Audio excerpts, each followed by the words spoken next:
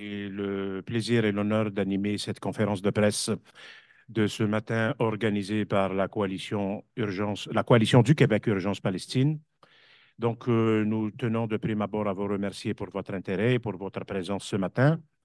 Quelques mots d'abord sur le groupe organisateur. Je tiens à dire que la coalition regroupe 46 organisations de la société civile québécoise, dont des syndicats, des groupes communautaires, des groupes féministes et des organisations pacifistes. C'est une organisation, donc une coalition qui a été mise sur pied au début du printemps, surtout dans le but de renforcer la solidarité, mais surtout la mobilisation de la société civile québécoise et des différents mouvements de la jeunesse d'origine palestinienne en vue surtout donc de la défense des droits fondamentaux du peuple de Palestine, mais aussi face aux violences et aux exactions de l'État israélien qui sont de plus en plus qualifiées de génocidaires.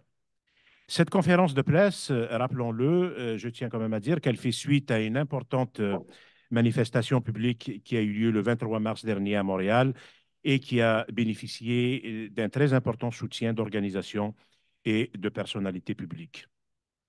C'est donc dans le but de maintenir le momentum de cette mobilisation, mais aussi envie de faire en sorte que les médias en général ne relèguent pas justement la catastrophe que vit le peuple de Palestine à un second plan, que nous avons jugé utile donc de tenir cette conférence de presse. Pour la coalition du Québec Urgence Palestine, il est fondamental que les médias n'endossent pas de façon acritique le point de vue israélien sur cette importante question. Enfin, je tiens aussi à rajouter que cette conférence de presse s'inscrit également dans le cadre de la commémoration du 76e anniversaire de la Nakba, qui signifie catastrophe, et elle vise donc de ce fait également à dénoncer l'attitude du gouvernement du Canada face au génocide israélien en Palestine. Tout cela étant dit, donc nous nous réjouissons de compter dans le cadre de cette conférence de presse sur la présence de 4 personnes qui suivent de près cet enjeu et qui portent une parole publique compétente, informée, mais surtout une parole qui met les principes du droit et de la justice au cœur de leur travail. J'en profite donc pour les remercier en votre nom et au nom de la coalition pour leur généreuse collaboration, mais surtout pour le travail de qualité qui est le leur. Avant de vous les présenter dans l'ordre de leur intervention, je vais dire quelques mots sur le déroulement qui est prévu ce matin. Donc, nous avons prévu 4 prises de parole. Nous débuterons donc en visioconférence par la présentation de la rapporteuse spéciale de l'ONU sur les territoires occupés de Palestine, Maître Francesca Albanese, qui disposera de 15 minutes. Son intervention sera suivie de celle de Joël Beda, de l'Organisation palestinienne de défense des droits humains Al-Haq, qui est une organisation basée à Ramallah. Il disposera pour sa part de 10 minutes. Lui aussi interviendra par visioconférence depuis Montpellier. Suivront ensuite 2 prises de parole québécoises de 5 minutes chacune, soit celle de France-Isabelle Langlois, à ma droite, directrice générale d'Amnesty International canadien francophone, et pour finir, celle de Diane Lamoureux, qui est à ma gauche, qui prendra la parole au nom de la coalition du Québec Urgence Palestine, qui nous convoque donc ce matin. Je vais tout de suite commencer par vous présenter très brièvement Maître Francesca Albanese. Maître Albanese est une juriste et chercheure italienne spécialisée en droit international qui est, depuis le 1er mai 2022, nommée rapporteur spécial de l'ONU sur les territoires occupés palestiniens pour un mandat de 3 ans. Je rappelle aussi qu'elle a travaillé pendant une décennie en tant qu'experte en droits humains pour l'Organisation des Nations Unies, notamment le Haut Commissariat des Nations Unies aux droits humains, ainsi que l'Office de secours et de travaux des Nations Unies pour les réfugiés de Palestine dans le Proche-Orient. L'agence, ça je viens de donner le nom en français, mais qui est communément appelée en anglais l'UNRWA. Maître Albanese, donc, nous parlera notamment de son récent rapport qui a pour titre Anatomy of Genocide, qu'elle a présenté au Comité des droits humains de l'ONU en mars dernier. Elle nous livrera ses observations et réflexions au regard notamment de la Convention internationale pour la prévention et la punition du crime de génocide. Je n'en dirai pas plus, je lui donne la parole pour les 15 prochaines minutes. Maître Francesca Albanese, depuis Tunis, la parole est à vous. Merci d'avance au nom de mes collègues et du public et des journalistes présents ici ce matin à Montréal. Merci beaucoup. Merci, mesdames et messieurs. Mes respects à toutes et tous. Tout d'abord, je souhaite exprimer ma profonde reconnaissance à la coalition du Québec Urgence Palestine, en particulier envers Monsieur Mouloudi, Madame Diane Lamoureux, pour m'avoir invité à cette conférence de presse. pour l'avoir organisé. En fait, je tiens aussi à saluer les représentants de Al-Haq et Amnesty International qui sont là. Au cours de ce que je veux dire aujourd'hui, c'est que au cours de 7 mois d'opération militaire, Israël a détruit Gaza. Le nombre effroyable de décès, les dommages irréparables infligés à ceux qui y survivent, la destruction systématique de tous aspects nécessaires à la survie à Gaza, des hôpitaux aux écoles, des maisons aux terres arables et les dommages infligés à des centaines de milliers d'enfants, ainsi qu'aux mères enceintes et aux jeunes mères, cela ne peut être qu'interprété comme constituant une preuve prima facie d'une intention de détruire systématiquement les Palestiniens en tant que groupe à Gaza. Après une analyse des actions d'Israël et des schémas de violence dans son assaut sur Gaza, soutenu par une rhétorique déshumanisante des autres responsables israéliens et souvent reflétée dans les actions des soldats sur le terrain, je conclus dans mon dernier rapport Anatomie d'un génocide que j'ai présenté au Conseil des droits humains le mars dernier, que le seuil indiquant la commission de génocide par Israël avait été atteinte. Et je suis prête à répondre à toute question que la salle peut avoir sur ce rapport. Ce que je veux dire, c'est que depuis le 7 octobre, Israël a tué plus de 35 000 Palestiniens à Gaza, dont plus de 15 000 enfants. Plus de 10 000 sont présumés morts sur les décombres et 78 000 ont été blessés, dont beaucoup avec des blessures qui vont changer leur vie à jamais. Plus de 70% des zones résidentielles à Gaza ont été détruites. 90% de l'ensemble de la population a été déplacée de force. Des milliers de familles ont perdu des êtres chers ou ont été complètement anéantis. Beaucoup n'ont pas pu enterrer et pleurer leurs proches et ont été forcés à laisser leur corps se décomposer dans les maisons, dans la rue ou sous les décombres. Des milliers de Palestiniens ont été détenus et systématiquement soumis à des traitements inhumains et dégradants. 2 millions ont été contraints à la faim et à la famine à Gaza. Le traumatisme collectif qui sûrement n'a pas épargné les otages est incalculable et elle sera vécue pendant les générations à venir. Le discours véhément anti-palestinien qui présente l'ensemble du peuple palestinien à Gaza comme des ennemis à éliminer, à expulser de force, a été omniprésent dans tous les segments de la société israélienne, malheureusement. Les appels à l'annihilation violente de la part de hauts responsables israéliens ayant l'autorité de commandement et visant les soldats en service sur les terrains servent de preuve convaincante d'encouragement explicite et public à commettre un génocide.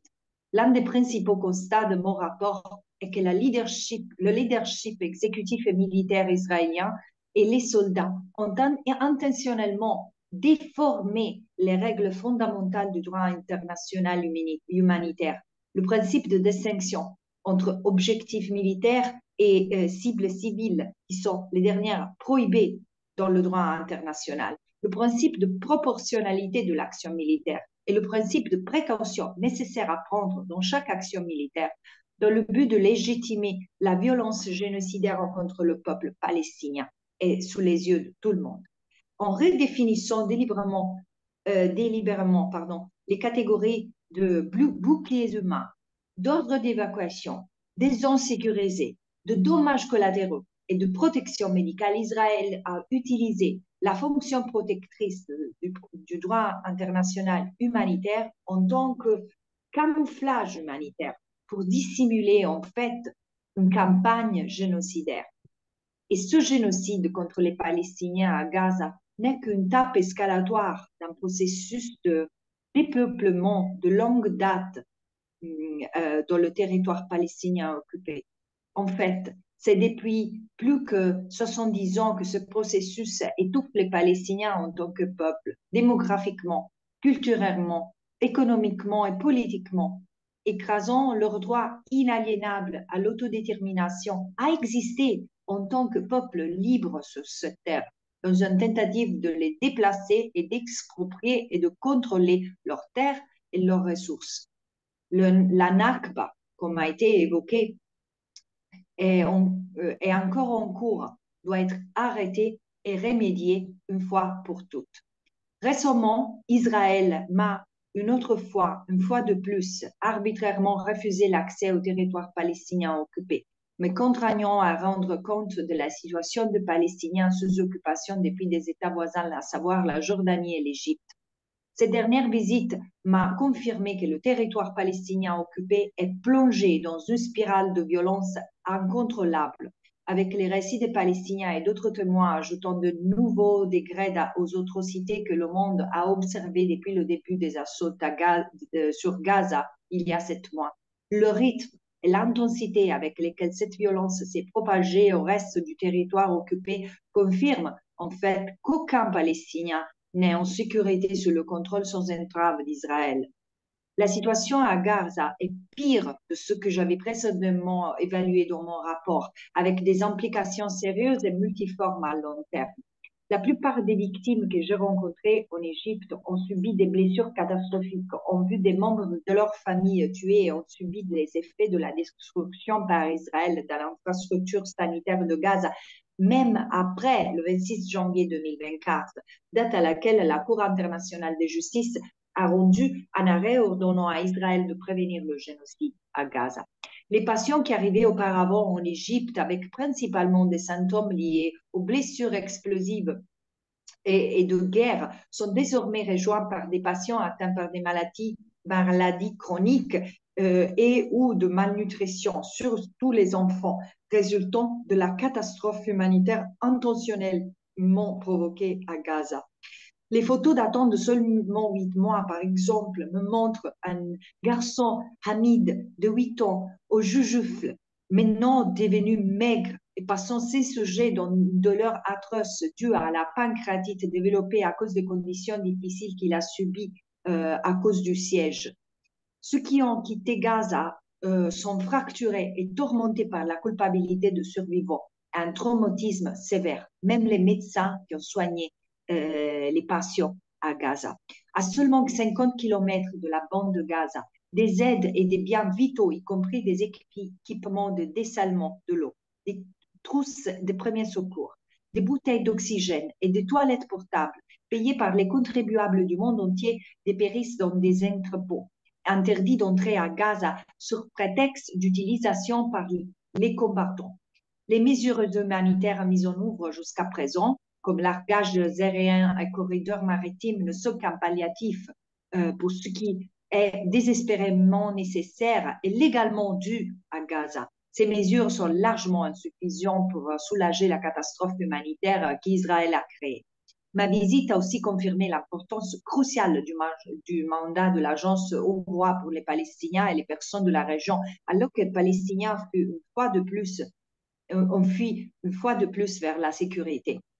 Les pays environnants ne peuvent pas absorber seuls l'impact des pratiques pernicieuses d'Israël consistant à tuer et à déplacer la population civile de Gaza. La chaîne d'approvisionnement en soutien doit être gérée par l'intermédiaire de la coordinatrice humanitaire de l'ONU. C'est la responsabilité que la communauté internationale, par le biais du Conseil de sécurité des Nations Unies, a déjà assumée.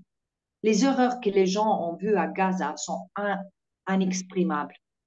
Ma visite a confirmé également que la tension sur la détérioration de la situation en Cisjordanie, y compris Jérusalem-Est, a diminué. Non, pardon.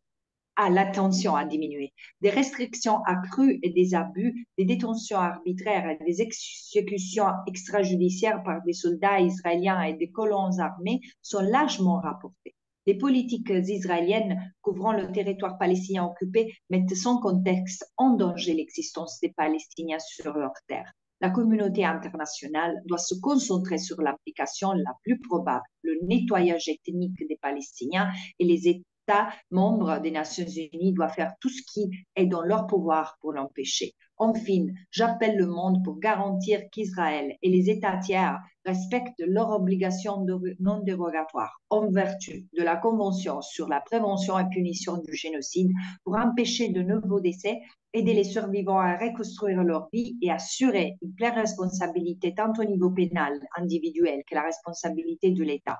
C'est un impératif dû aux victimes de cette tragédie hautement évitable et aux générations futures en Palestine et en Israël aussi. Les États doivent exiger un cessez-le-feu immédiat et inconditionnel et imposer des sanctions à Israël pour éviter de nouvelles calamités. La fin du contrôle illégal d'Israël sur Gaza et le reste du territoire palestinien occupé et une présence protectrice pour assurer la paix et la stabilité de la région sont aussi impératives, ainsi que le recours à la Cour de justice et à la Cour pénale internationale et tout un tribunal compétent pour la juridiction universelle. Il est d'une importance capitale que l'ONU assume pleinement la responsabilité des opérations humanitaires conformément à la résolution 2720 du Conseil de sécurité. Je vous remercie.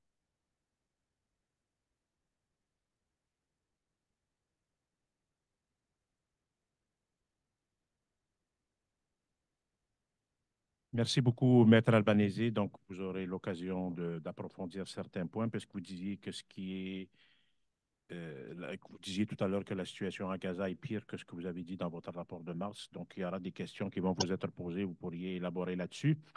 On va tout de suite enchaîner avec la prise de parole de Joël Beda, qui va donc nous s'exprimer en visioconférence également depuis Montpellier, en France. Joël Beda est titulaire d'un Master 2 Sécurité internationale, défense et intelligence économique, ainsi que d'un diplôme universitaire de droit international humanitaire délivré donc par l'université Nice Sophia Antipolis, donc c'est en France, diplôme qu'il a obtenu en 2015. Joël Beda va prendre la parole au nom d'Al-Haq, Association palestinienne de défense des droits humains, comme je l'ai dit tout à l'heure, qui est basée à Ramallah. Al-Haq est l'une des plus vieilles organisations de défense des droits humains dans le monde arabe. Elle est également pionnière dans la production de documents d'analyse portant sur les conséquences de l'occupation israélienne au regard du droit international humanitaire et du droit international des droits humains. Pour ceux qui veulent en savoir davantage sur le type de travail que fait cette organisation, sur leur prise de position, sur les documents qu'ils ont élaborés au regard de l'actualité récente, je vous invite à aller voir leur site internet alhaq.org, alhaq.org, pour donc vous enquérir de leur position récente. Voilà, Joël Beda, la parole est à vous pour 10 minutes. Merci d'avance. Alors, bonjour à tous. Merci d'avoir organisé cette conférence de presse au nom d'Al-Haq. Merci de m'y avoir convié. Je suis ravi d'y représenter Al-Haq. Alors, sans plus attendre, je vais commencer ma présentation qui se déroulera en 4 temps. J'aborderai tout d'abord la destruction intentionnelle de Gaza et du peuple palestinien, la création de conditions de vie inhumaines privant le peuple palestinien des éléments essentiels à sa survie, l'amorce d'une des dernières étapes du plan génocidaire israélien à travers l'invasion de Rafah et les obligations internationales des États occidentaux. Alors, par ses ordonnances de janvier et mars 2024, la Cour internationale de justice a conclu que la situation à Gaza constituait un cas plausible de génocide.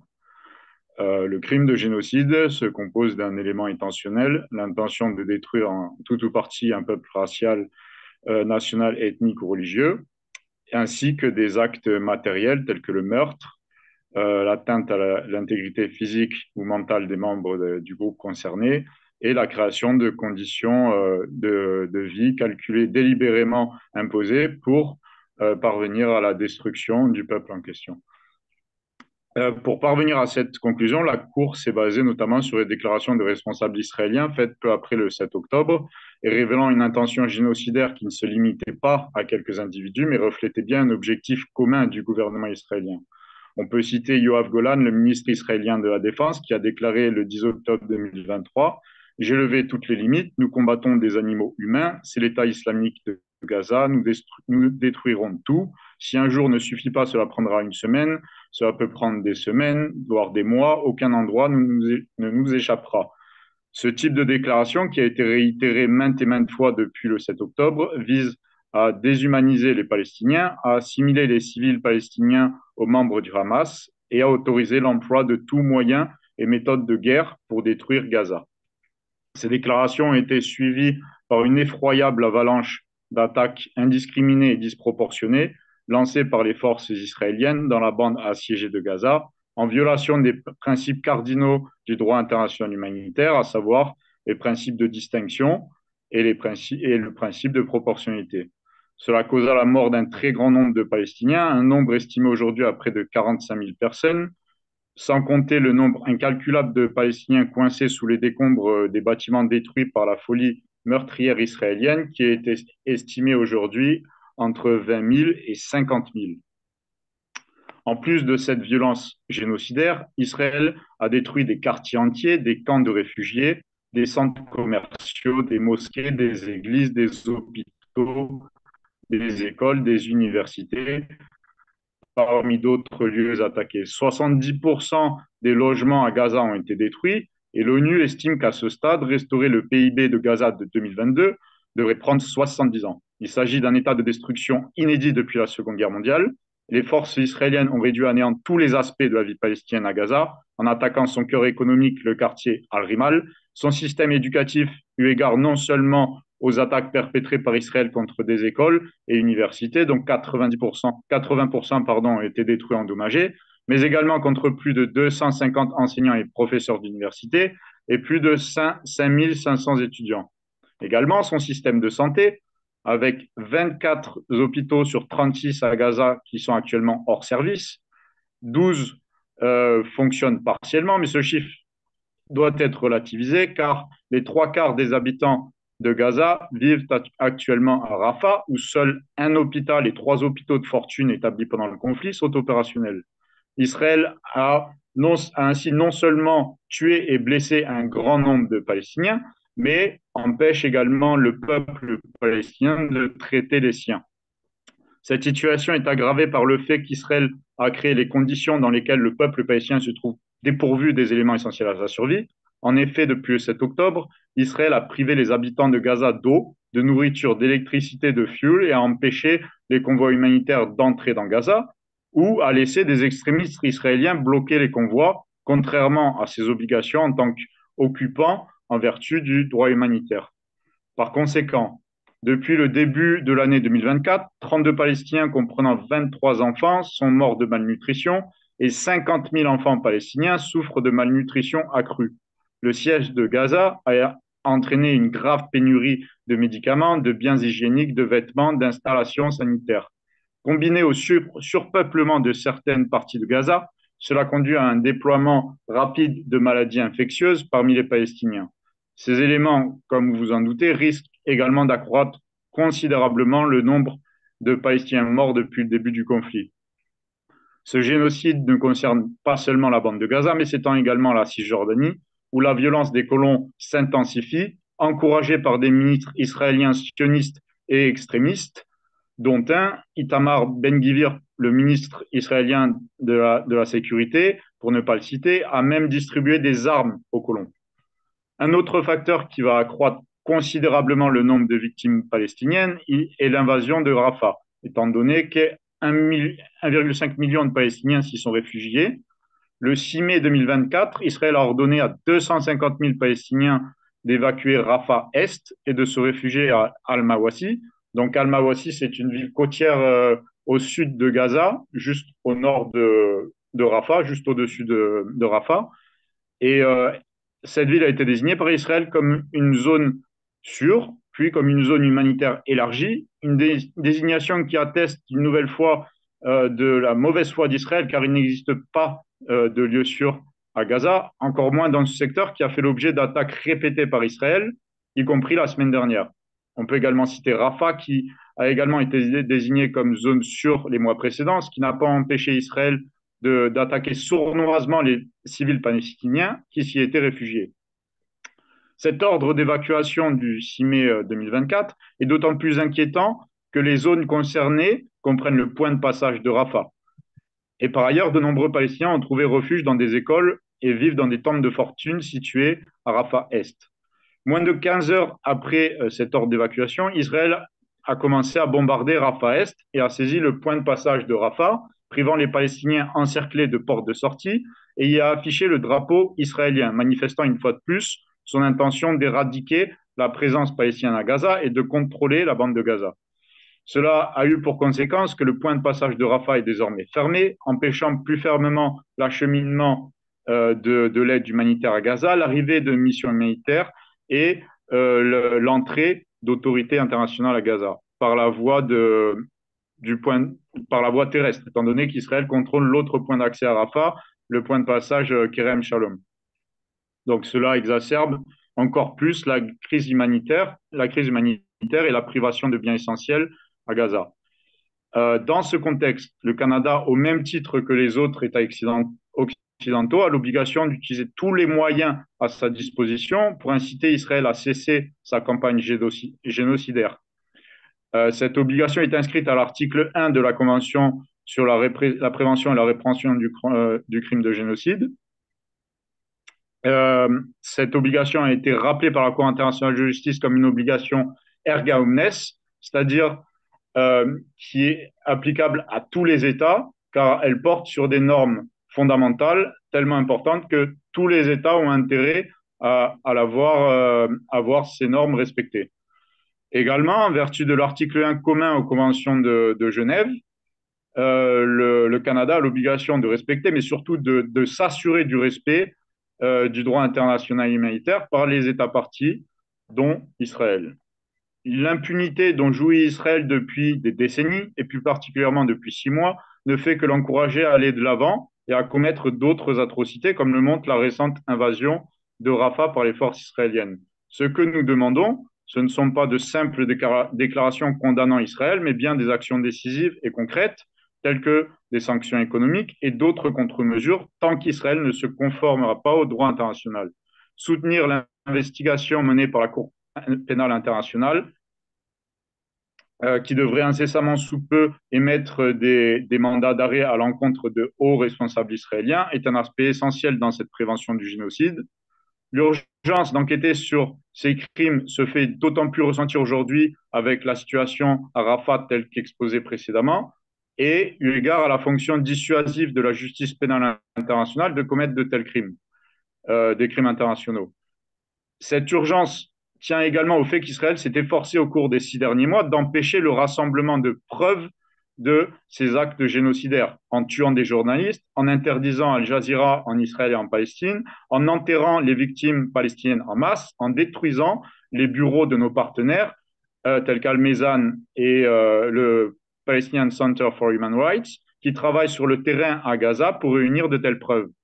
Enfin, et j'en terminerai par là, il ne s'agit pas seulement de faire cesser le génocide et de s'assurer que des poursuites pénales sont exercées contre des hauts dirigeants israéliens, il faut également agir sur les causes profondes de ce génocide. Par causes profondes, j'entends l'occupation, le colonialisme israélien et l'apartheid.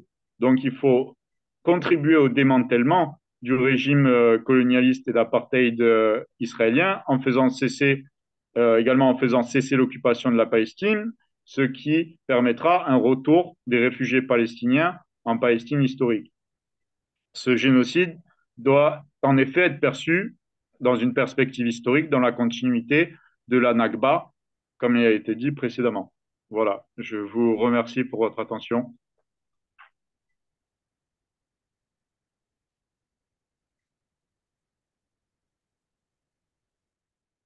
Donc, merci beaucoup, Joël, de nous avoir exposé un peu la nature multiforme que prend cette catastrophe génocidaire. Merci également d'en avoir rappelé au rôle du Canada et à l'importance de mobiliser les instruments du droit qui sont à notre disposition. On va donc enchaîner maintenant avec la troisième prise de parole, celle de France Isabelle Langlois, qui est directrice générale d'Amnesty International Canada francophone depuis 2019, c'est ça? Voilà. France Isabelle Langlois possède plus de 20 années d'expérience dans des postes de responsabilité au sein d'organisations de solidarité internationale et de défense des droits, dont Droits et démocratie, par exemple.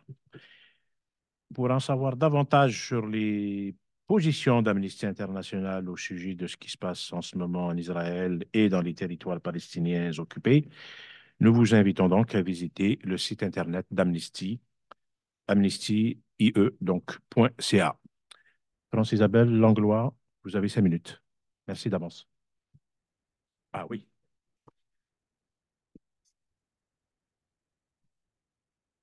Ça va aller. Vous m'entendez? Bonjour, vous m'entendez?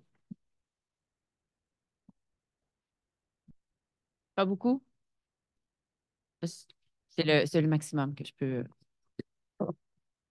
Non, je ne vais pas le sortir. Désolée. Peut-être que vous pouvez passer un petit peu. Comme ça, je vais me passer. Comme ça, est-ce que vous m'entendez? Parfait. Alors, bonjour. Merci d'être là. Donc, aujourd'hui, nous soulignons l'anniversaire, le triste anniversaire de la Nakba, c'est-à-dire la catastrophe en arabe. Donc, ce jour où les Palestiniens et les Palestiniennes ont été dépossédés de leurs terres. Ce jour de 1948 où la population palestinienne a été contrainte à l'exil. Et c'est aussi le début de la mise en place d'un système de colonisation et d'apartheid de la part d'Israël à l'encontre de la population palestinienne. Un système qui aboutit aujourd'hui à une complète déshumanisation des civils palestiniens.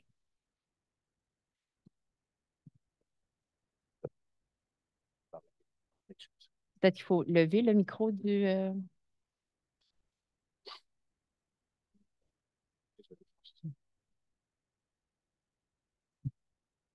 Ben oui, de toute évidence. Je suis désolée, là, mais je suis pas... Je sens pas très... Non, c'est pas stressant, c'est inconfortable. Alors, je poursuis. Dans ces circonstances, et face au risque réel de génocide qu'encourt la population civile palestinienne, notamment la population civile à Gaza, face à la famine qui sévit, Amnesty International appelle tous les gouvernements du Québec et du Canada de permettre aux gens d'exprimer leur solidarité avec les civils palestiniens en protégeant leur droit à la liberté d'expression, à la liberté de réunion pacifique et à la non-discrimination. Amnesty demande aux États, dont le Canada, de cesser de fournir des armes à Israël, au risque de se rendre complices de crimes de guerre et d'autres violations du droit international. Amnesty International demande depuis longtemps l'instauration d'un embargo total sur les armes à destination d'Israël, du Hamas et d'autres groupes armés qui prennent part à la guerre à Gaza. Les forces israéliennes se livrent à des attaques illégales à Gaza, notamment des attaques menées sans discrimination, contribuant à de lourdes pertes en vie humaine et causant des destructions et des dégâts massifs aux infrastructures civiles.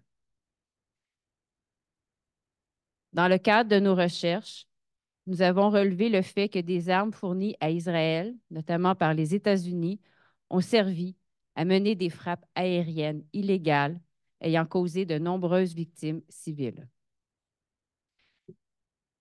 Alors que la Cour internationale de justice a déclaré qu'il existe un risque réel, plausible de génocide à Gaza, et compte tenu de l'obligation qui incombe à tous les États en vertu du droit international de prévenir un génocide, les gouvernements qui continuent de livrer des armes à Israël risquent d'enfreindre la Convention pour la prévention et la répression du crime génocidaire. Tous les États doivent faire pression sur Israël pour qu'il mette fin à ses opérations terrestres à Rafah et garantisse le libre accès de l'aide humanitaire conformément à leur obligation de prévenir le génocide. Les civils palestiniens et palestiniennes à Gaza sont des êtres humains, pas des pions que l'on peut déplacer sur un échiquier au bon vouloir des autorités israéliennes. L'idée que des civils déplacés puissent être en sécurité quelque part à Gaza s'est plusieurs fois avérée illusoire. L'armée israélienne ayant attaqué des zones qu'elle avait précédemment désignées comme sécuritaires. En tant que puissance occupante, Israël est tenu d'assurer la sécurité des Palestiniens et des Palestiniennes dans la bande de Gaza occupée, qui sont protégés au titre du droit international humanitaire et doit notamment fournir des services et des vivres nécessaires à leur survie.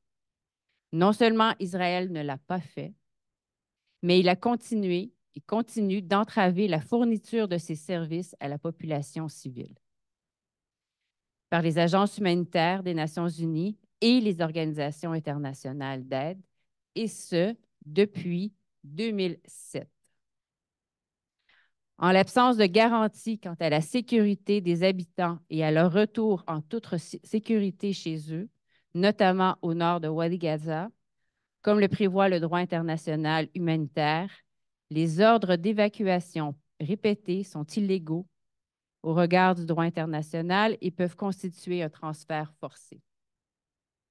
Seul un cessez-le-feu immédiat et durable impliquant toutes les parties pourra mettre fin aux souffrances civiles et rétablir une certaine confiance dans la valeur universelle du droit international. Merci.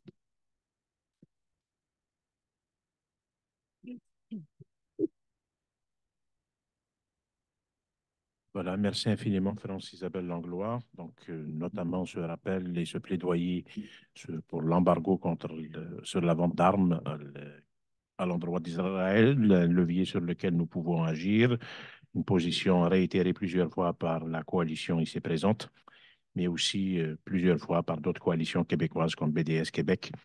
Voilà, donc nous espérons que ça se retrouvera dans la couverture médiatique. La dernière prise de parole, et non la moindre, celle de Diane Lamoureux, qui est à ma gauche, professeure émérite au département de sciences politiques de l'Université Laval. Elle est membre du conseil d'administration de la Ligue des droits et libertés. Elle est membre du COCO, donc le comité de coordination de la coalition du Québec Urgence Palestine. Elle a été membre d'une mission d'observation québécoise en Palestine en 2009. Donc, Diane Lamoureux disposera de 5 minutes et elle prendra la parole au nom, justement, de la coalition du Québec Urgence Palestine.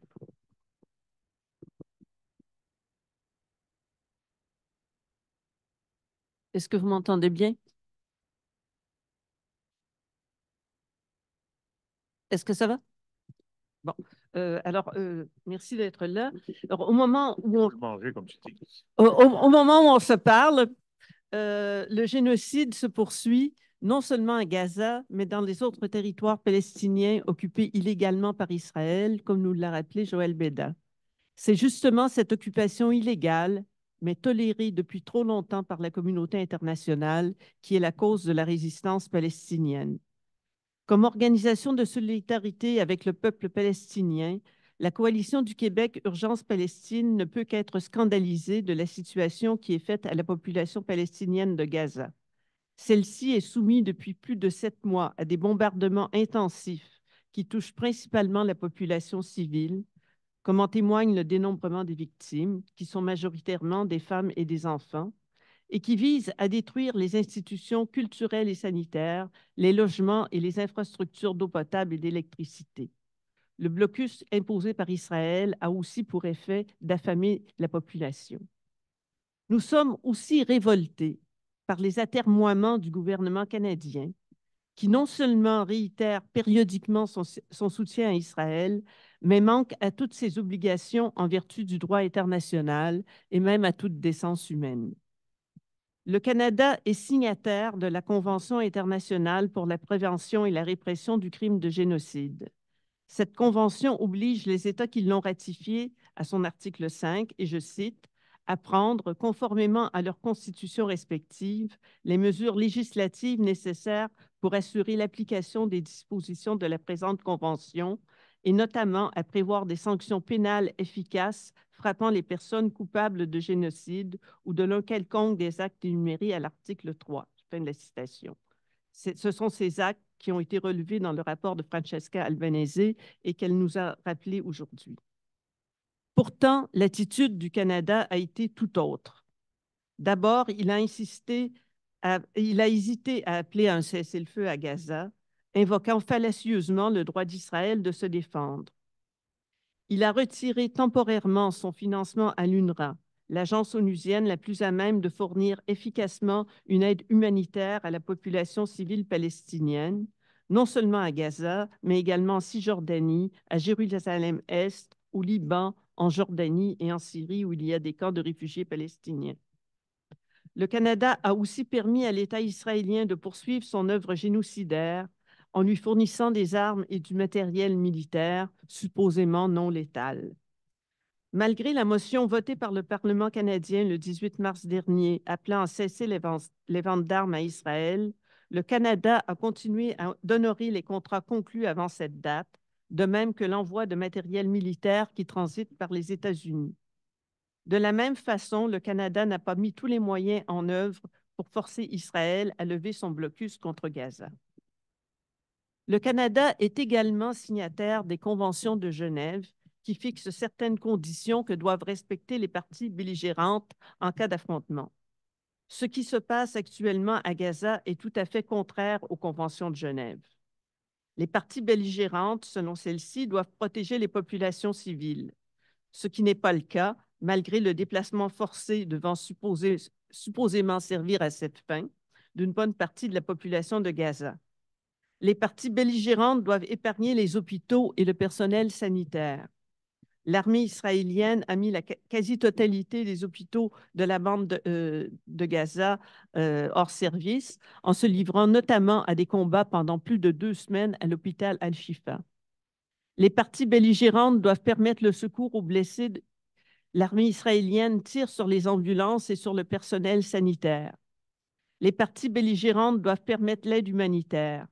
Israël ne la laisse passer qu'au compte-gouttes et tire même sur des convois humanitaires clairement identifiés. Israël pousse même l'incurie jusqu'à tirer sur des civils affamés qui tentent de récupérer de l'aide alimentaire parachutée par les pays occidentaux. Nous avons honte de l'attitude du gouvernement canadien. Le Canada doit prendre immédiatement des sanctions contre Israël, de la même façon qu'il a pris des sanctions contre la Russie suite à l'invasion de l'Ukraine. Le Canada doit également suspendre immédiatement ses livraisons de matériel militaire à Israël afin de ne pas être complice de génocide. Face à l'impuissance des institutions onusiennes qui n'arrivent pas à amener Israël à respecter le droit international et les obligations du droit international humanitaire auquel cet État a souscrit, il est plus important que jamais que la société civile internationale se mobilise en soutien au peuple palestinien.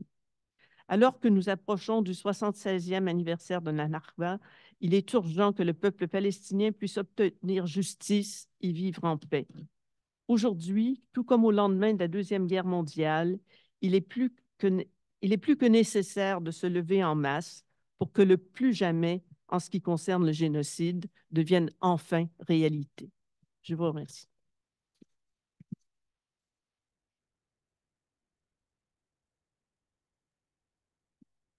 Voilà, merci beaucoup, Diane.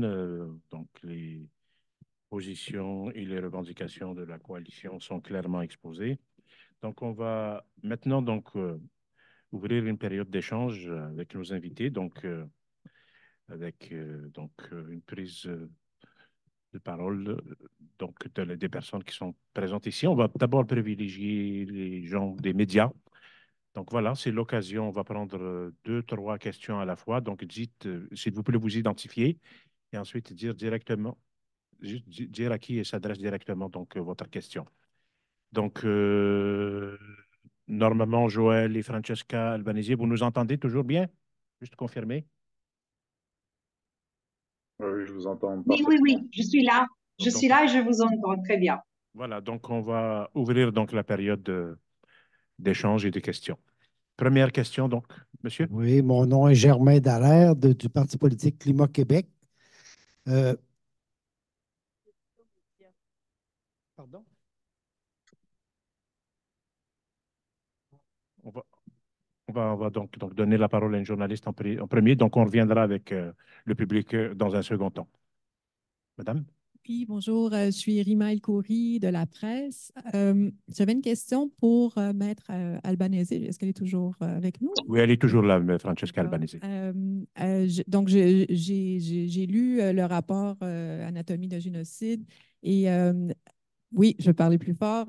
En fait, je me demandais, donc, quand on parle de génocide pour qualifier ce qui se passe en ce moment en Israël, on nous répond souvent, on n'a pas vraiment de preuves, car tous les chiffres qu'on a sur les morts, les blessés, 70% des femmes, des enfants, tous ces chiffres-là viennent du Hamas et donc qui n'est pas une source crédible dans la guerre qu'il mène contre Israël.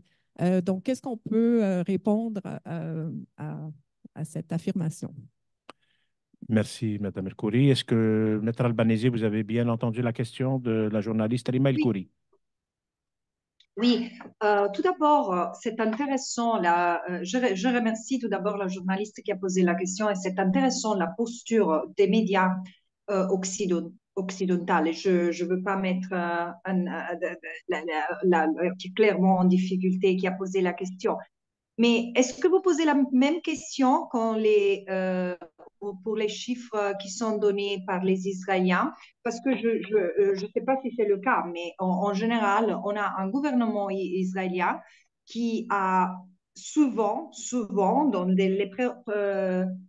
dans les guerres précédentes et même dans cette guerre-là, menti, par exemple sur les boucliers humanitaires, sur l'existence des centres opérationnels de Hamas sous les hôpitaux et tout. Et ça n'est jamais questionné. Là, revenons aux chiffres. Alors, il y a deux choses. Les chiffres qui donnent le Hamas, c'est le ministère de la Santé, en fait.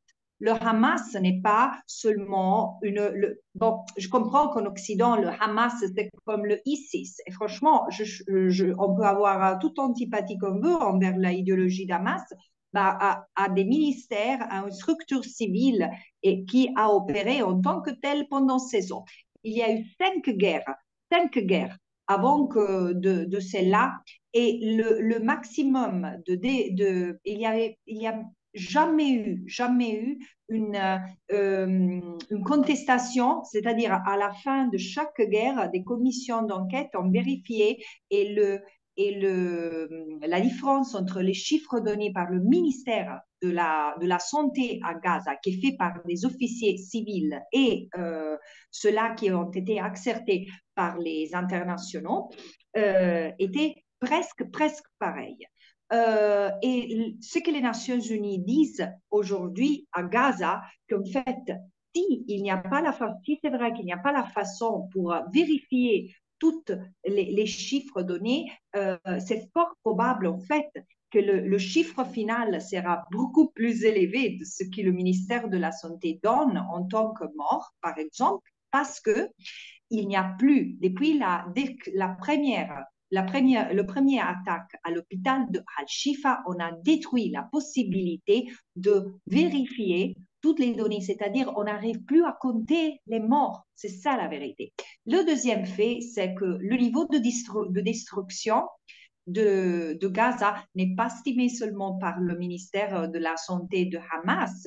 Et la Banque mondiale a publié un dossier fait par des images satellitaires sur Gaza, en fait, qui pas seulement il confirme que la destruction, comme a été documentée par les Nations Unies et aussi les ministères du Hamas à Gaza, est réelle, mais est beaucoup plus grave de ce qui a été estimé.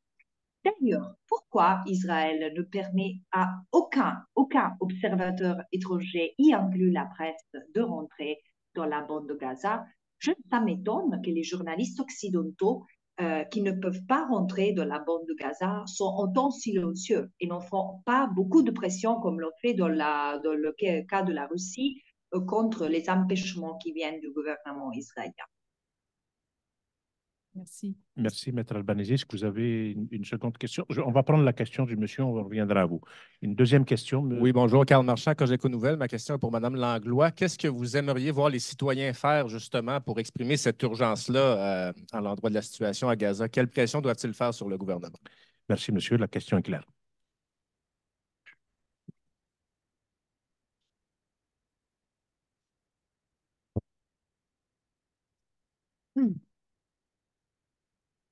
Il n'y a pas de recette miracle. Il faut continuer la mobilisation, il ne faut pas se fatiguer. Souvent, dans ce genre de situation, on observe, on finit par observer avec le temps une fatigue des médias, une fatigue de la population. On se mobilise moins, on en parle moins. Donc, il ne faut pas se fatiguer.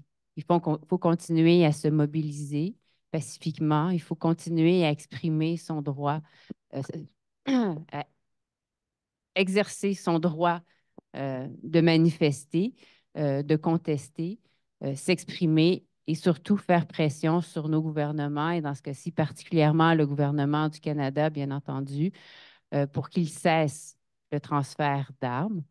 Le gouvernement du Canada a un discours très ambigu de nous dire que les armes sont des armes non létales. Des armes, c'est des armes. Et de nous dire qu'ils ont cessé, mais qu'ils continuent à respecter leurs engagements, etc. Donc, je pense qu'il faut vraiment faire pression pour le transfert d'armes. Il faut continuer à faire pression pour un cessez-le-feu, faire pression sur nos gouvernements, donc sur le gouvernement du Canada, pour faire pression sur Israël. On a vu cette semaine une intensification un peu,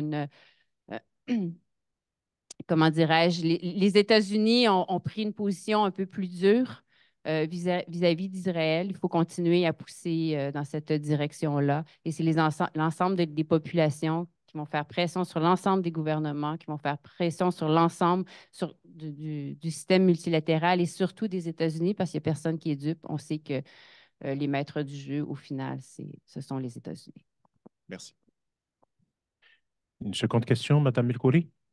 Oui, une deuxième question pour Maître Albanese. Vous avez dit que ce que vous avez vu après avoir rédigé votre rapport, les témoignages que vous avez eus en Égypte, si j'ai bien compris, on parlait d'une situation qui était pire que ce que vous aviez pu constater au moment de rédiger votre rapport. Si vous deviez pouvez-vous élaborer là-dessus? Qu'auriez-vous ajouté à ce rapport s'il avait été fait à la suite de ces nouveaux témoignages que vous avez recueillis? Oui, en fait, ce qui est beaucoup pire, c'est pour moi l'impact de la destruction des hôpitaux. Parce qu'en fait, j'ai parlé avec beaucoup de médecins, soit en Égypte, soit en Jordanie, qui sont en train de soigner le très peu de gens qui sont malades ou blessés à Gaza. Il y a 68 000 personnes blessées, beaucoup parmi eux avec des blessures permanentes, des invalidantes. Et là, il y a, pour vous donner deux éléments, les patients qui arrivaient auparavant étaient surtout avec des blessures de guerre. Il avait été frappé soit par des bombes, les conséquences des bombes ou des projectiles. Là, ce qui s'avère de plus en plus, c'est soit les effets de la malnutrition, soit les effets de comment les Palestiniens ont compensé pour le manque de nourriture. Par exemple, je vous donne un exemple qui m'a beaucoup frappé, celle d'un enfant, ami de 8 ans, que je disais, il a développé la pancréatite parce qu'il a mangé de la nourriture pour animaux, il a bu de l'eau contaminée, il a pris cette infection qui, paraît-il, elle est très, très, très douloureuse. Et finalement, il a été soigné. Comme il n'y avait pas d'autres médicaments pour calmer la douleur, ils lui ont donné de la morphine. Il est devenu addicted à la morphine. Et maintenant, quand je l'ai vu, il était un torturé, un enfant complètement sous poids parce qu'il ne pouvait pas manger. Il devait être détoxifié, ça se dit en français, parce qu'il était addicted to morphine. Et en plus, on savait pas si il allait être soigné ou pas. Et ça, c'est un cas. Hein. Et l'autre, mais il y en a plusieurs aussi, la dépression chronique, le traumatisme chronique parmi les adultes, surtout les adultes, parce qu'en fait, les enfants sont traumatisés, mais s'il y avait On ne vous entend pas, Maître Albanese, le son a coupé. S'il y avait des soins adéquats, disaient les médecins en Égypte, les enfants pourraient répondre, tandis que les adultes sont tellement traumatisés qu'ils vont avoir des répercussions sur les enfants. Excusez-moi, Maître Albanese, je crois qu'on ne vous entend pas. Je ne sais pas qu'est-ce qui se passe, donc on va vérifier sur le plan technique. Beaucoup plus les gens qui arrivent avec des maladies chroniques. Vous m'entendez? Ouais, si vous pouviez répéter ce que vous avez dit dans les 60 dernières secondes, on s'excuse. D'accord. Alors, Merci. Je disais que voilà, il y a la malnutrition, il y a la dépression qui affecte les adultes et les enfants à cause du traumatisme, à cause de... mais vraiment, c'était très violent, la destruction de tout ce qu'il avait, la maison, les villes, les mosquées, les universités. Ils ont vu leur... disparu, après réapparu, arrêté par l'armée israélienne, après torturé. C'était brutal, brutal ce que ces gens souffrent. Et il y a un manque de capacité d'assister tous ces gens-là pour se répondre. Et la dépression des parents va affliger aussi, disons, la reprise du traumatisme des enfants. Et l'autre chose, il y a beaucoup de maladies chroniques qu'à l'époque, on pouvait plus ou moins, très mal, mais on pouvait soigner à Gaza comme le cancer, le diabète, les maladies respiratoires qui sont en train d'augmenter aussi, ou la leucémie qu'on ne peut plus soigner à Gaza à cause de la destruction de tout hôpital. Quelle a été la raison de détruire tout hôpital à Gaza? Il y en a 4 qui restent plus ou moins fonctionnels. Et là, vous voyez, maintenant, ces maladies sont très difficiles à soigner parce que les gens ont manqué de ce type de traitement. Et l'autre chose, la troisième et dernière, c'est les blessures. Il y a des gens qui sont amputés à Gaza, pas seulement parce qu'ils ont été blessés, mais parce qu'à cause de la septicémie, par le bon manque de médicaments et soins, c'est-à-dire soit il arrive quand ils sont déjà en septicémie et on doit amputer, soit ils arrivent, ils se font soigner et après, comme il n'y a plus de soins, parce qu'ils ne peuvent pas faire le suivi, ils doivent amputer parce qu'il y a de la gangrène ou d'autres infections, parce qu'il n'y a plus les médicaments et en plus les hôpitaux sont les endroits les plus malsains dans toute Gaza. La température augmente et comme si et ainsi les rats, les moustiques et tout, c'est le désastre absolu humanitaire, hygiénique et de tout point de vue à Gaza. Nous, on ne sait pas exactement qu'est-ce qu'on est en train de faire. Mais quand la poussière de la guerre et les bombes se seront arrêtées, on verra ce que l'armée israélienne a fait. Et là, on pourra pleurer nos larmes, mais on n'a rien fait pour prévenir. Je voudrais ajouter à la demande, vous savez, la fatigue de ne plus protester, c'est un signe du privilège. Nous, on est des privilégiés qui on peut aussi éviter de s'occuper de ce qui se passe à Gaza. Mais c'est notre obligation, moi en tant qu'Européenne, vous en tant que Canadien, de s'occuper, de gérer aussi ce conflit parce que ça se passe aussi avec votre argent et avec votre nom. Voilà.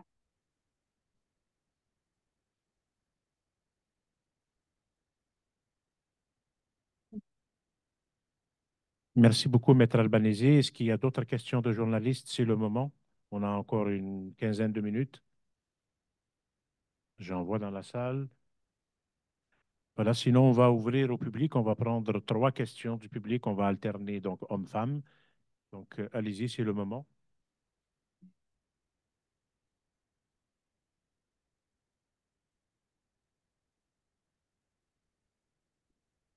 Germain Dallaire du Parti politique Climat Québec. On a l'impression qu'Israël écrit une nouvelle page d'horreur à tous les jours, puis on pense que c'est le maximum, puis ça augmente tout le temps. Ma question s'adresse à probablement la deuxième personne. Joël Beda. Oui. Il a parlé d'un déplacement de Rafah Oui. de 250 000 personnes vers c'est une partie côtière de la bande de Gaza. Hier, dans une émission d'information française, j'ai entendu une chercheuse qui disait que l'UNICEF avait informé que, au niveau des statistiques, qu'il y aurait, avec l'hypothèse que 250 000 personnes s'en iraient dans ce coin-là, compte tenu de l'espace, il y aurait une douche pour 3 500 personnes, puis une toilette pour 850 personnes. Je ne sais pas si... Voilà. Donc, Joël, est-ce que vous avez entendu la question, le commentaire sur la promiscuité? C'est un Oui, oui, euphémisme tout à fait. comparativement. Donc, Vous pouvez élaborer. la zone vers laquelle ces 250 000 Palestiniens ont été, vers laquelle ils doivent se réfugier, ça représente 6 km². C'est pour une telle. Et c'était déjà une ville qui était peuplée avant. Oui, c'est la promiscuité, elle n'est pas particulière à Al-Mawasi, elle est partout dans Gaza. Gaza, c'est 2 millions d'habitants, plus de 2,3 millions d'habitants. Cette promiscuité a été aggravée par les déplacements forcés de Palestiniens qui, au cours du conflit, et pendant 6 mois, certains ont dû être déplacés 5 fois. 5 fois. Voilà. Donc, Al-Mawafi, c'est un exemple qui illustre assez bien cette promiscuité. Euh, ça fait partie de la stratégie israélienne non seulement de détruire le peuple palestinien, mais aussi de créer des conditions invivables pour les chasser. Pour les chasser, on a entendu parler de plans de relocation des Palestiniens dans des États voisins, en Turquie, en Irak, grâce à l'aide américaine, à l'aide financière américaine qui servirait à accueillir ces Palestiniens. Donc, voilà, tout ce qui se passe en fait est lié. Il n'y a aucun événement isolé. Tout est lié et concerté dans la stratégie israélienne de mener à bien son génocide. Merci infiniment, Joël. La réponse est claire. Monsieur Yves, Oui, parlez dans le micro. ça vous convient? Juste vous présenter, s'il vous plaît. Oui, Yves Engler, independent journalist. Et si ça vous convient, j'aimerais demander ma question en anglais pour Madame Albanese. So my question is there have been a number of legal pursuits in Canada around Justin Trudeau and Foreign Affairs Minister Melanie Joly about pursuing them for Canada's role in providing arms to Israel, which I believe is actually just only a small component of Canada's support for Israel's military. There's all kinds of charities that are subsidized charities that support the Israeli military. The Communications Security Establishment, Canada's NSA, provides intelligence to Israeli military. So my question is that as a lawyer, how do you see this effort to actually criminally pursue in the international domain, either at the International Criminal Court or Canada at the International Court of Justice, as Nicaragua has raised, the Canadian state or Canadian politicians for their complicity in Israel's Holocaust in Gaza? Juste, Maître Albanese, s'il vous plaît, la question était claire. Donc, si vous pouviez répondre en français, par contre, parce que les gens dans la salle ne parlent pas tous anglais. Bon. D'accord, d'accord. Je dois S'il dire, vous plaît. je remercie beaucoup le journaliste qui m'a posé la question parce qu'en fait, ça me donne aussi l'opportunité de remercier vraiment les avocats et la société civile canadienne qui fait un travail très, très important. Tout d'abord, je trouve que tous les procès, toute action qui se mène dans les cours est fondamentale parce qu'il y a une impunité totale garantie par les classes politiques, des dirigeants politiques, surtout dans les pays occidentaux. Pas seulement, hein, pas seulement. Je ne veux pas absolver aussi les pays arabes qui n'ont clairement fait pas assez. Non, ils ont aussi aggravé la situation, mais dans les pays occidentaux, jusqu'à présent, il y a eu des systèmes de justice qui fonctionnent et qui sont vraiment une forme de garantie, de contrôle sur les abus du pouvoir. Alors là, je trouve que ce qui se mène dans les cours, c'est fondamental. Une autre chose, moi je veux dire, et je pense que ça va aboutir, et ça doit en fait aller de plus en plus. Vous savez, il n'y a pas seulement les responsabilités du gouvernement dans les transferts d'aide militaire. Il y a une autre forme je ne sais pas, par exemple, combien de Canadiens sont aussi des colons. C'est-à-dire ils habitent dans des colonies illégales qui sont des crimes de guerre. Moi, j'ai vu qu'au Canada et qu'aux États-Unis, il y a des occasions publiques de vente de la terre des Palestiniens dans le territoire, dans la Cisjordanie et Jérusalem-Est. Ça, c'est affreux. Il y a aussi des fonds de pension, des investissements dans les colonies. Tout ça doit être ciblé. Et maintenant aussi, s'il y a des Canadiens qui sont allés joindre l'armée israélienne pour la dernière guerre contre Gaza, mais aussi pour les violences qui se passent dans la Cisjordanie et Jérusalem-Est. Je veux dire, il faut vraiment garder les yeux super ouverts et cibler à travers des mécanismes de justice tous ceux qui ont participé de façon directe ou indirecte, aussi les corporations, aussi tout ce qui est businesses dans l'entreprise israélien de apartheid, en fait. Ayez le courage de parler de ce qu'Israël fait. C'est un système d'apartheid. Et l'autre chose que je voulais dire, permettez-moi, je vais prendre une autre minute, c'est que la responsabilité du gouvernement canadien, c'est pas seulement dans l'aide financière ou dans l'aide militaire qui a donné l'aide diplomatique. Toutefois qu'on a essayé de poursuivre des formes de justice, même au niveau de l'Assemblée générale, j'ai vu moi-même le Canada, comme d'autres pays occidentaux, se mettre de travers. Et ça, c'est vraiment honteux en considérant aussi l'histoire du Canada en tant que pays qui a lui-même des origines de colonialisme, de peuplement, et ça devrait être plus respectueux de l'histoire du peuple palestinien. Rien empêche de reconnaître les crimes de l'Europe envers le peuple juif, mais en vertu des crimes que l'Europe a commis il y a jusqu'à 10 ans, non, pardon, 90 ans envers le peuple juif, la déshumanisation du peuple juif. Je dis, c'est pour ça qu'on doit reconnaître aussi la souffrance du peuple palestinien depuis 70 ans.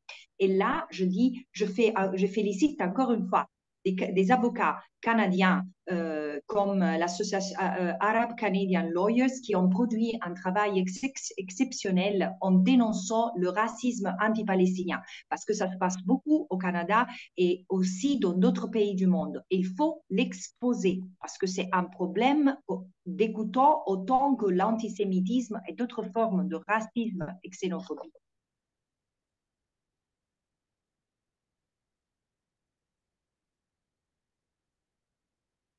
Donc, on a encore des personnes qui veulent poser des questions. Allez-y, madame. Vous identifiez, s'il vous plaît, d'abord. Oui. Ghislaine Raymond, citoyenne. La question que j'ai, c'est en lien avec la mise en place d'un bureau du gouvernement du Québec à Tel Aviv. Si on regarde, je veux dire, on parle de la question canadienne, mais en même temps, comment peut-on justifier que dans une situation de guerre comme celle qui se vit présentement à Gaza, que le gouvernement canadien, que le gouvernement québécois ouvre un bureau commercial et quelle indication avez-vous, si vous en avez, sur la question de l'objectif véritable? Parce que le ministre Fitzgibbon disait que c'est pour toute l'innovation dont est capable Israël et en quoi, je veux dire, en lien avec l'armement et l'intelligence artificielle, ce dossier-là ne peut pas être d'autant plus inquiétant et à dénoncer. Voilà, donc mon travail d'animateur, c'est peut-être d'expliquer à nos deux intervenants à l'extérieur que c'est une responsabilité. L'enjeu ici, c'est celui du gouvernement québécois, donc à l'échelle provinciale, qui ouvre un bureau, donc à Tel Aviv, en Israël. Donc, il y a une campagne ici de sensibilisation, mais aussi qui interpelle les décideurs politiques québécois en la matière pour les dissuader d'ouvrir ce bureau. Donc, voilà, je voulais juste dire ça pour Francesca Albanese et Joël Beda, peut-être qu'ils ne sont pas au fait des subtilités de la politique canado-québécoise. Je vais donner la parole à Diane Lamoureux pour répondre à la question. Ben, il y a la Ligue des droits et libertés, dont je fais partie, a écrit une lettre avec l'appui de 22 autres organisations pour demander la fermeture de ce bureau. Normalement, nous rencontrons la sous-ministre, une sous-ministre du ministère des Relations internationales la semaine prochaine pour en discuter et tirer plus au clair qu'est-ce qu'ils veulent obtenir par ça. Mais c'est très clair que la position qu'on défend, c'est que d'abord, il faut fermer ce bureau qui est on ne le sait pas parce que ça dépend qui parle, savoir s'il est ouvert ou pas, et ça dépend des semaines. Mais il faut aussi s'abstenir de tout commerce avec Israël dans ce qui a trait au secteur militaro-industriel et les systèmes de sécurité, une bonne partie des hautes technologies dont on nous vante les mérites sont souvent des technologies qui ont été testées en terrain militaire. Et c'est la marque de commerce d'Israël de dire que ça a été testé en situation réelle hein, pour les ventes à l'étranger. Donc, j'invite tout le monde bon, il y a eu une pétition. On peut encore envoyer des pétitions. Moi, j'invite tout le monde à écrire à la ministre des Relations internationales et de la francophonie pour lui demander de fermer ce bureau. C'est inacceptable, d'autant plus dans le contexte actuel. France Isabelle Langlois. Oui, ben peut-être que certaines personnes se posent des questions là, sur Amnesty International, sur notre position sur cette question des bureaux. Donc, pour la clarifier, les bureaux de la délégation du Québec sont perçus comme des ambassades. La position d'Amnesty International partout à travers le monde, c'est qu'on favorise les relations diplomatiques qui se font à travers les ambassades. Donc, c'est comme ça qu'on perçoit les délégations du Québec. Cela étant dit, on demande au gouvernement, aux États, d'utiliser leurs relations diplomatiques à bon escient dans un contexte comme celui-ci. Et donc, on fait pression sur le gouvernement du Québec qui semble assez, je choisis mes mots, assez, assez obtus vis-à-vis de la situation. C'est quand même assez inusité de la part d'un gouvernement du Québec à venir jusqu'à présent en ce qui concerne la situation du conflit israélo-palestinien. Donc, il y a vraisemblablement une insensibilité à ce qui se passe. Dans un contexte comme celui-ci, non seulement on demande de ne pas transférer d'armes, mais on demande aussi de faire attention à nos échanges économiques avec un gouvernement, un État qui vraisemblablement est en train de commettre des crimes de guerre, peut-être des crimes contre l'humanité, peut-être un génocide. Dernière des choses, bureau ou pas, est-ce que ça va empêcher le gouvernement du Québec de faire du commerce avec Israël? Je ne pense pas non plus. Donc, je pense que la pression est vraiment sur le commerce et vraiment sur le gouvernement du Québec d'être beaucoup plus, de faire preuve de beaucoup plus d'humanité, d'avoir une position beaucoup plus humaine par rapport à ce qui se passe. On a entendu des déclarations. Je ne sais pas si vous avez suivi la ministre des Relations internationales du Québec qui était au Corim il y a quelques semaines. C'était assez effarant comment elle avait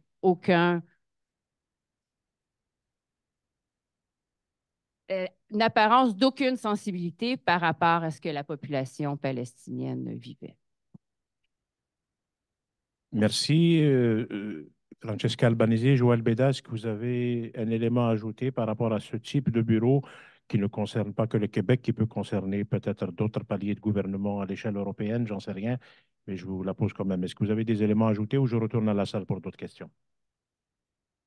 Non, vraiment, je suis en train de appeler les pays, surtout les pays occidentaux, à reconsidérer leurs relations, à imposer des sanctions, à couper les relations commerciales, économiques et diplomatiques avec Israël jusqu'à quand il n'arrête pas d'opprimer, maintenant le génocide, et je n'arrête pas d'opprimer le peuple palestinien. C'est-à-dire le bureau, ça ne me semble pas un bon choix en termes de, disons, de tompisme.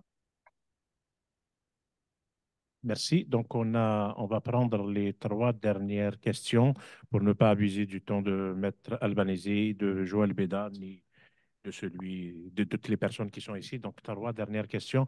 Soyez brèves, s'il vous plaît. Et puis, présentez-vous toujours. Dites à qui ça s'adresse directement. Allez-y. Donc, mon nom, c'est Catherine Gerbelli. Je suis une citoyenne montréalaise, on va dire. Et ma question, c'est à M. Bédard, parce que je suis les informations sur ce qui se passe en France et sur la répression dont le mouvement d'opposition au génocide à Gaza semble, en tout cas d'ici, extrêmement préoccupant. Et je voulais avoir son analyse sur cette situation de répression d'un mouvement d'opposition dans une France qui est quand même un pays qui normalement jouit de certains droits du point de vue de manifester, etc. Merci, madame. Donc, on va prendre les trois questions d'un coup. Voilà. Donc, la question est claire sur le traitement réservé par les autorités françaises donc au mouvement de solidarité avec la Palestine. Madame? Oui, Amélie Nguyen, coordonnatrice du Centre international de solidarité ouvrière, le CISO. En fait, je suis curieuse de connaître la perspective de Mme Albanese et de M. Beda par rapport à l'utilisation du terme conflit ou guerre et comment parfois c'est impossible de traduire la réalité de la situation en utilisant ce terme. Donc, juste avoir leur perspective sur ce terme. Parfait. Monsieur? Oui, Michel Abdelnour, citoyen. La question à n'importe qui peut répondre. On a besoin d'idées.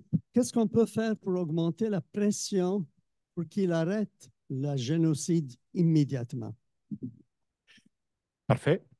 Donc, première question à Joël Beda sur la France et ses relations avec bon, la façon que les autorités françaises gèrent cette question et la solidarité au sein de la société civile. L'autre sur l'utilisation des termes, donc conflit, guerre.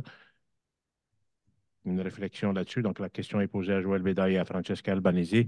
Et la dernière, j'imagine qu'elle s'adresse à toutes les personnes ici présentes sur ce qui peut être fait concrètement. Voilà, Joël, pour commencer. La répression des mouvements de solidarité, des mouvements pro-palestiniens en France, c'est lamentable, tout simplement.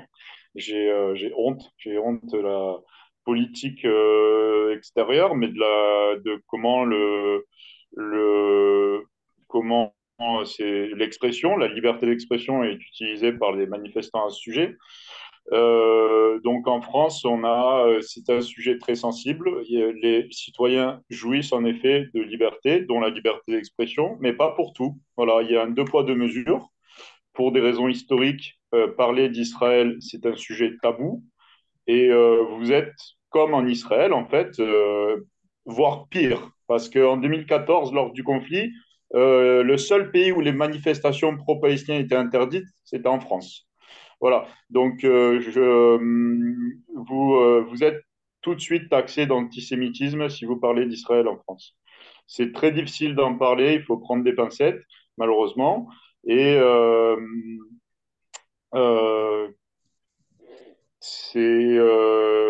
voilà, la France non seulement ne prend pas les mesures qu'il faut envers Israël, mais en plus de ça, empêche la population de s'exprimer et qui est liberté de manifestation, liberté de réunion, liberté d'expression. Ce sont des libertés fondamentales consacrées par la Déclaration française des droits de l'homme. Et la deuxième chose, au sujet de la deuxième question sur les conflits et sur les guerres, c'est une différence juridique. On parle de conflits armés à partir des conventions de Genève en 1949 et plus de guerre. Cependant, parler de conflit, ça suppose, ou parler de guerre, ça suppose d'avoir deux adversaires qui luttent à armes égales. Or, aujourd'hui, à Gaza, c'est l'armée israélienne qui commet un génocide et qui, soi-disant, cherche à éliminer le Hamas, mais les faits ne confirment pas cette version et les faits indiquent que 35 000 Palestiniens ont été tués et qu'un nombre, je ne sais pas combien de militants du Hamas ont été tués, mais c'est un nombre infime comparé au nombre de civils palestiniens tués. Donc ce n'est pas une guerre contre le Hamas, ce n'est pas un conflit armé comme c'est défini en droit humanitaire, c'est bien un génocide, un crime contre l'humanité et un crime de guerre également, mais pas dans le cadre d'une guerre à proprement parler entre deux forces qui luttent à armes égales. Maître Albanese, votre réponse et en même temps votre mot de la fin? Oui, je vais être bref parce que malheureusement, je dois vous quitter dans 3 minutes. Oui. Alors, je trouve qu'effectivement, il y a un problème de sémantique qui révèle aussi la grande difficulté, la grande complexité de l'approche occidentale à cette situation. Moi, je n'ai aucun problème à parler de conflit parce que du point de vue juridique, c'est qu'il y a une confrontation armée, c'est un conflit. Mais je dis que ça, c'est l'histoire des Palestiniens ou l'histoire israélo-palestinienne est ponctuée par les conflits, mais c'est une histoire de apartheid, un processus de colonisation qui ne s'est jamais arrêté. Et moi, je m'occupe de ce qui se passe dans le territoire palestinien occupé depuis le 1967, ce qui reste de la Palestine historique. Là, il n'y a pas de sens, pas question qu'ils continuent à établir des colonies. Et là, même, vous voyez, il y a des pays occidentaux où même pour parler d'occupation, laissons tomber apartheid devient comme une insulte, laissons tomber génocide, mais est-ce qu'on peut avoir cette sensibilité menu à la carte et aux compréhensions du droit international, l'application du droit international menu à la carte, ça, c'est l'érosion complète du multilatéralisme et surtout du droit international à la base du multilatéralisme. Par les paroles, par les mots abusés, désabusés, il y a sûrement l'accusation d'être antisémite, l'accusation de soutenir le terrorisme. Parce que, soyons clairs, l'antisémitisme existe et est révoltant. Et ça, c'est un problème à gérer. Et en fait, il faut bien se rappeler de c'est quoi qui a causé l'Holocauste. L'Holocauste n'est pas venu de rien, mais c'était disons, le but des siècles de discrimination contre les Juifs. Il était tellement déshumanisé dans les yeux des Européens que, franchement, les tuer aux milliers, aux millions, ça ne faisait aucune différence à la plupart des gens. Sinon, on n'aurait pas eu cette machine, cette industrie de tuerie. Voilà. Et c'est cette déshumanisation on est censé de voir aussi dans ce qu'on fait aux Palestiniens, en Israël et ailleurs. Et aussi le terrorisme. Le terrorisme doit se reconnaître en tant que dans son objectivité. Et c'est quoi l'acte de terrorisme et pas c'est qui terroriste, parce que sinon c'est trop facile de suivre ce que les pays occidentaux individus identifient en tant que terrorisme. Et là, qu'est-ce qu'on peut faire concrètement? Mais vraiment beaucoup, beaucoup. On a le droit protester contre le gouvernement, de s'exprimer contre l'étouffement, je dirais, de la liberté d'expression, de la liberté d'association et le droit de proteste. Il faut défendre les gens qui sont silencés à ce moment-là, soient-elles palestiniens ou juifs, parce qu'il y a aussi tellement de juifs qui sont en train d'être pénalisés par leur soutien à la, disons, à la reconnaissance de la liberté et des droits humains aux Palestiniens. Et, et, et voilà, faire pression sur le gouvernement, pression sur les médias parce qu'ils reportent de façon plus objective et dignifiée ce qu'on appelle le conflit au Moyen-Orient et pousser pour le soutien au mouvement de solidarité avec le peuple palestinien et la justice dans les cours, dans les tribunaux nationaux et dans la Cour pénale internationale. Avant, Et ceci dit, je dois vous laisser, mais c'était vraiment un grand plaisir, un grand honneur merci. d'être parmi vous. Merci beaucoup, Maître Albanese. Au revoir. Donc, merci infiniment, Francesca Albanese. Merci pour votre travail, votre généreuse contribution ce matin. Je rappelle aux journalistes et aux personnes ici présentes qu'elles peuvent au minimum lire votre rapport Anatomie of a Genocide qui est accessible sur Internet. Et est-ce que vous êtes toujours là? Non, elle a quitté. Je voulais lui demander si elle avait un voyage prévu au Canada bientôt. Je pense qu'elle sera ici au mois d'octobre, mais on vous tiendra au courant. Donc, des éléments à ajouter, Diane Lamoureux, France-Isabelle Langlois pour finir. Diane, oui? France-Isabelle? Continuons à maintenir la pression et à se solidariser et à se mobiliser. Merci. Bon, pour tout ce qu'on peut faire, c'est des mobilisations. On a relativement pas d'autres pouvoirs. On doit exercer notre liberté de manifester, notre liberté d'expression, puisqu'on l'a encore ici. Et la meilleure façon de les défendre, c'est de les exercer. Mais je vous rappelle qu'il y a une manifestation demain à 14 heures à devant le consulat israélien à Westmount Square, ce qui est une façon mais aussi, il y a des campagnes au Canada pour l'embargo sur les armes. Il y a une campagne il y a une campagne qu'on va continuer pour la fermeture du Bureau du Québec à Tel Aviv et on vous demande d'embarquer dans ces campagnes-là. Merci. Alors, si je comprends bien, donc merci infiniment. Merci à Joël Bédard. Merci infiniment, Joël. Donc, je vous demanderai de l'applaudir, s'il vous plaît.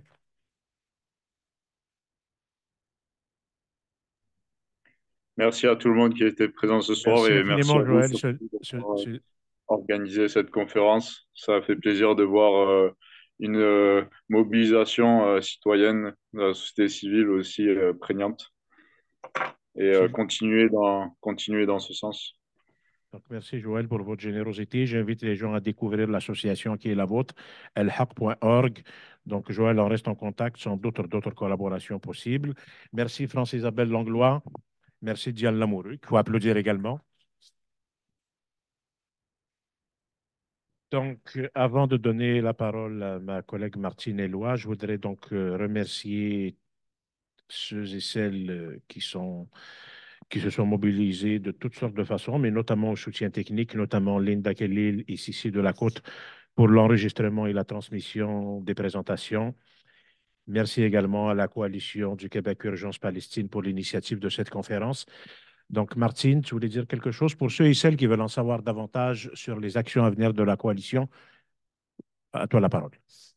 En fait, je voulais... Vous m'entendez? Oui. En fait, je voulais juste ajouter qu'on dit que la vérité est la première victime de la guerre, donc, et que l'information est vraiment le nerf.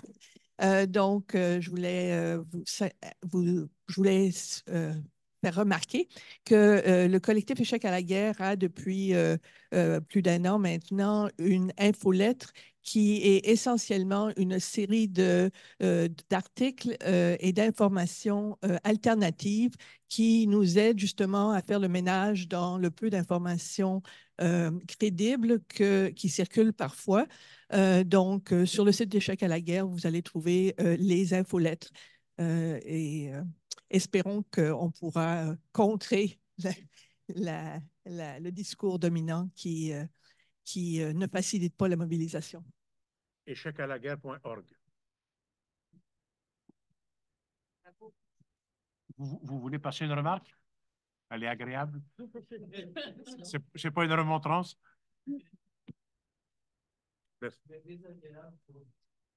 Allez-y, allez-y. Je voudrais simplement signaler, parce que je me rends compte en échangeant avec les gens autour de moi, qu'il y a une réalité canadienne qui est complètement méconnue, c'est la position officielle du Canada sur Internet, sur le site du ministère des Affaires étrangères, qui est complètement contraire à tout le comportement du Canada actuellement, parce que cette position officielle, elle est fondée sur les résolutions des Nations unies. Alors, je vous recommande, il faudrait que les journalistes en parlent. Il y a une contradiction complète entre le gouvernement actuel et son comportement et la position officielle qui a été la même depuis 20 ans. Là, elle n'a pas changé. Alors, c'est ça. Sur le site, c'est sur le site de... Vous faites... position officielle, conflit Israël-Palestine, et vous tomberez sur cette page du ministère des Affaires étrangères. Ça vaut la peine de jeter un coup d'œil. C'est contre l'occupation, contre le mur, c'est clair comme de l'eau de roche. Merci infiniment. Voilà, merci à tous et à toutes. Bonne fin de journée, bon appétit.